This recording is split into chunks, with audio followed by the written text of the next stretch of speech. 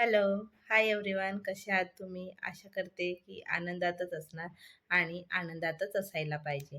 पुन्हा एकदा मी सुषमा तुम्हा सगळ्यांचे शूश मायसेल्फ या चॅनलमध्ये अगदी मनापासून स्वागत करत आहे. तर आज आपण बघणार आहोत आजच्या व्हिडिओमध्ये की माझ्याकडे आता येणार आहेत माझी मम्मी वगैरे येणार आहे. तर किचन माझा सगळा असा पसारा झालेला आहे. इकडे-तिकडे कसं दादू हा नाही का जे वस्तू वगैरे काढून घेतो तर तो इकडे-तिकडे पूर्ण वस्तू करत असतो. फेकफाक करत असते. ते कणकेचा डब्यामध्येच काही पण टाकत असते. तर मला ते किचनचे थोडेसे रॅक आहे ते क्लीन करून घ्यायची आहे. तर ते मी आज करून घेणार आहे, कारण की उद्या परवा आली तर मग मला रागवणार की तुझं असेच काम आहे तसे आहे. कोणाला माहीत असते का दिवसभर लेकरांच्या मागे आपण राहतो तर हा असा पसारा होतो, कारण की कोणी अचानक येतात तर त्या एका मिनिटामध्येच आपलं समजून घेतात की हे काही करत नाही, दिवसभर फक्त लेकरांच्या मागे मागे राहणं म्हणजे काही सगळं होत नाही असं त्यांना वाटते. कारण की त्यांचे पण आपण मुलं आहोत ना, त्यांना वाटते का आपण जसे साधेसुधे होतो तसे आमचे नातू साधेसुधे आहेत असं त्यांना वाटते. म्हणूनच मग म्हटलं आता ती माझी मम्मी येणार आहे, मग ती तसं पसारा बघितल्यानंतर ती रागवते मला. म्हणून म्हटलं थोडं क्लीन करून घेते. तर मी आज तेच क्लीन करून घेणार आहे. आणि पुन्हा एक मला सांगावंसं वाटते की आता हे तर आपले आईवडीलच आहेत, काही नाही. पण इतरही कोणी आता आजकाल तर कोणी बिन फोन करून तर घरी काही येत नाही. फोन करूनच येतात.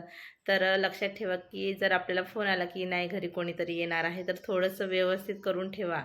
कारण की आपलं जजमेंट ते एका मिनिटामध्येच होतं. दिवसभर आपण किती कामं करतो, लेकरांना किती बघतो हे कोणी बघत नाही.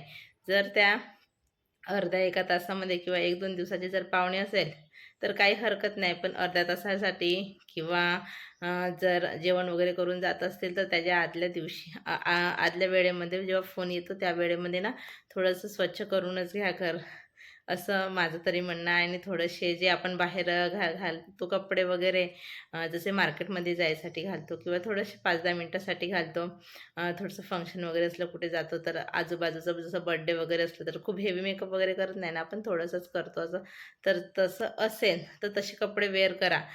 कारण की ते 5-10 मिनिटच आपले पूर्ण जज करत असतात. ते गाऊनवर ते काय म्हणते ओढणी-बिढणी काही घ्यायची नाही. थोडे व्यवस्थित कपडे घालायचे, म्हणजे आपण घरी राहतो म्हणजे काही असंच राहत नाही. कारण की आपल्या एज्युकेशननुसार आणि आपल्या जनरेशननुसार थोडंसं चांगलं राहायला पाहिजे असं मला तरी वाटते.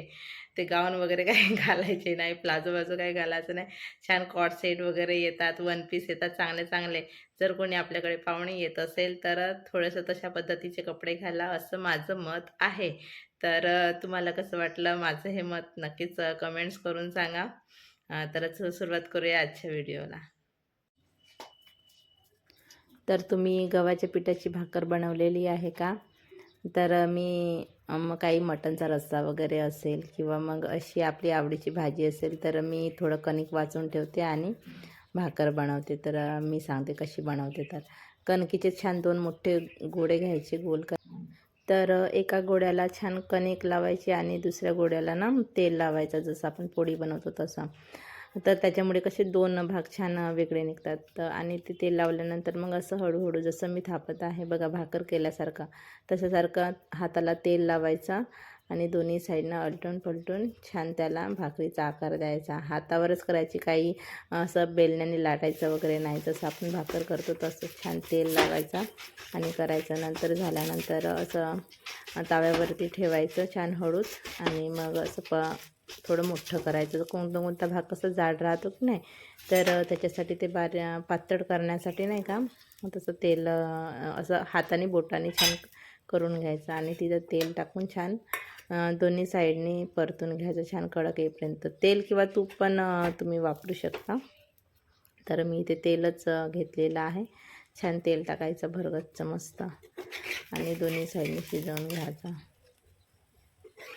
लवकर पलटवायचं नाही, ते छान खालून होईपर्यंत शिजवायचं. नंतर दुसऱ्या बाजूने पलटव, कारण की मी बघा आता इथे ना लवकरच अशी पलटवत आहे. ते थोडंसं होऊ पण दिलं नाही, तर थोडंसं एक साईड गेली की तुटल्यासारखी झाली होती त्याच्यामुळे. पण ती तुटली नाही ॲक्च्युली, ते छान राहिली आहे तिथे शेवटपर्यंत. पण सांगत आहे मी तुम्हाला छान खालून अशी हे झाली पाहिजे, शिजली पाहिजे दोन्ही बाजूनी, तेव्हाच ते पलटवायचं जेव्हा खालून हे छान तसं. तर दोन्ही बाजून पलटवून घेतला मस्त. मग झाल्यानंतर तिथे तूप टाकायचं.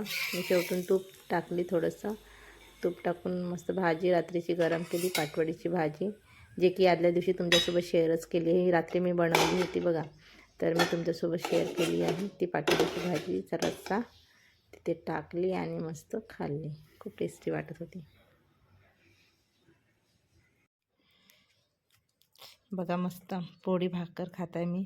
गव्हाच्या पिठाची पोळी बनवतो आपण, त्याचीच भाकर बनवली, आताच तुमच्यासोबत शेअर केलेलं आहे. आणि मस्त रात्रीची भाजी पानवडीची खात आहे. एवढी टेस्टी झाली आहे ना खरंच. तुम्ही नक्कीच ट्राय करून बघाल. अशी पानवडीची भाजी रात्रीची, सकाळी खाल, म्हणजे रात्रीची भाजी सकाळी खाल अशी भाकरसोबत बनवून, पोळी भाकरसोबत. खूप मस्त वाटते, मला खूप आवडते, म्हणून मी तुमच्यासोबत शेअर केलेली आहे.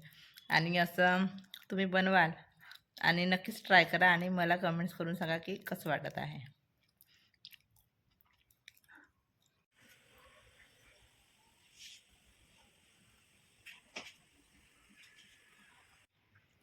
तर मला हा असा पसारा पडलेला आहे ह्या रॅकचा. तर ही रॅक सगळी स्वच्छ करून क्लीन करून ठेवायची आहे. डबे पुसपास करून पेपर बदलून दादू इकडे झोपला आहे, तर म्हटलं तेवढ्या वेळामध्ये स्वच्छ करून घ्यावा. तर इकडे सुरुवात केली आहे डबे वगैरे काढायला. तो उठायच्या आधीच हे सगळं मला करून घ्यायचं आहे. हळूहळू सगळे डबे वगैरे काढून घेते, पेपर वगैरे चेंज करते आणि त्याला पुसून वगैरे छान ठेवून देते.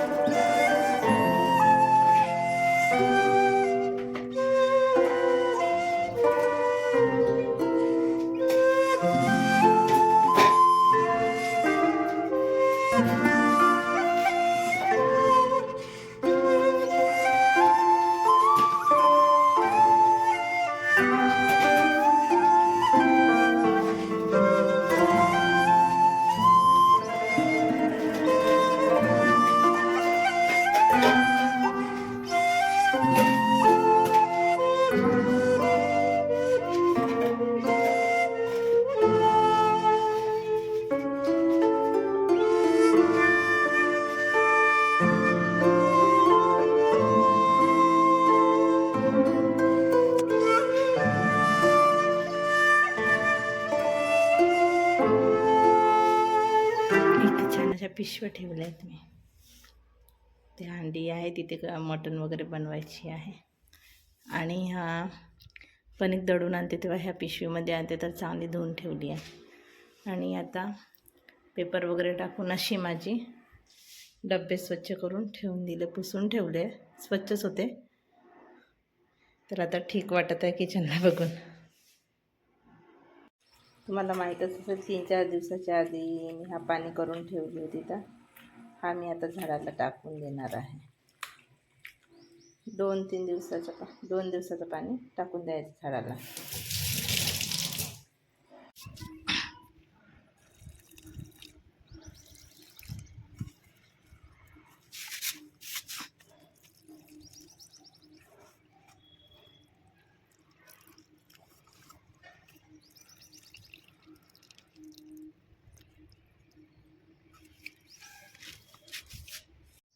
तांदूळ काढल्यानंतर हे वाचलेल्या कण्या आहेत.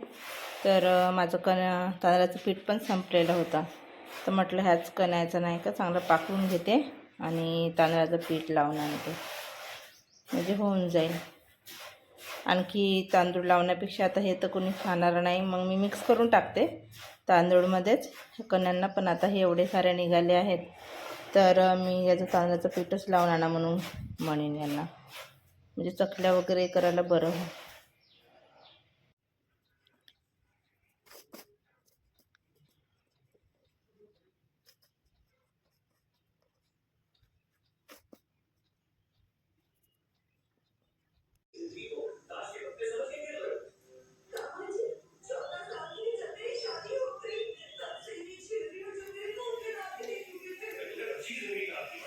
उन्हाळा आला आहे तर मी दरवर्षीच ठेवते असं थोडंसं तांदूळ ठेवले आणि पाणी ठेवले. पक्षी वगैरे येऊन पितात, तर बघा दाणे खात आहेत. मस्त वाटत आहे ना. तुम्ही पण नक्कीच या उन्हाळ्यात असं ट्राय करा. तसं दरवर्षीच करायला पाहिजे. फरवरी महिना लागला की ठेवायला पाहिजे. मी तर आता ठेवायला सुरुवात केली मागच्या म्हणजे हो झाले आता 12-15 दिवस. बघा किती सुंदर वाटत आहे.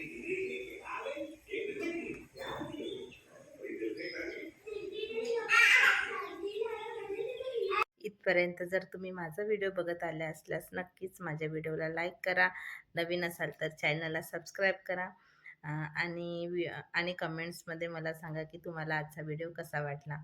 आणि उन्हाळा लागला आहे तर ना पक्ष्यांसाठी थोडंसं पाणी वगैरे ठेवत जा. का ठेवायला पाहिजे असं मला तरी वाटते. आणि नक्कीच कोणी कोणी ठेवत असणार म्हणा, असं नाही. उन्हाळा आल्यानंतर पुष्कळ जणांना सवय असते की छोटंसं घरटं पण करतात. असे रेडीमेडवाले मिळतात ना, ते वाले घरटे पण घेऊन आणतात पक्ष्यांसाठी आणि ठेवतात. जर असं ठेवत असाल तर खूपच छान आहे, आणि नसेल ठेवत तर यावर्षीपासून नक्कीच सुरुवात करा. तर भेटूया पुन्हाच अशा एका नवीन ब्लॉगमध्ये. तोपर्यंत बाय.